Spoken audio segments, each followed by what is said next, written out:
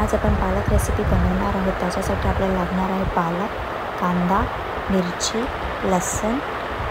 आता आपण पॅन गरम करून घेऊया. त्याच्यामध्ये टाकूया आपण थोडंसं तेल थोडंसं हीट झालं, गरम झाल्यानंतर त्याच्यात आपण ॲड करूया लसूण थोडं आपण ब्राउनिश होईपर्यंत त्याला परतून घ्यायचं. त्याच्यानंतर मग आपण ॲड करूया त्याच्यामध्ये हिरवी मिरची.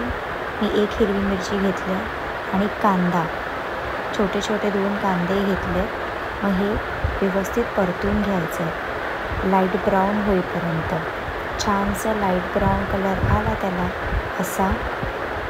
असा व्यवस्थित लाईट ब्राऊन कलर आला पाहिजे.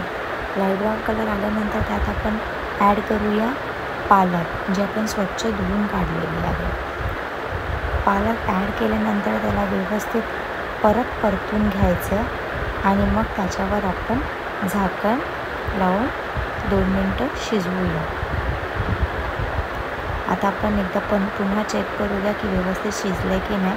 परत मी एकदा त्याला परतून घेतलेलं आहे.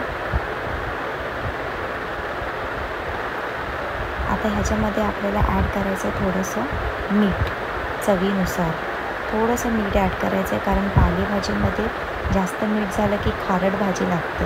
सो इथे आपली पालकची भाजी रेडी झाली आहे.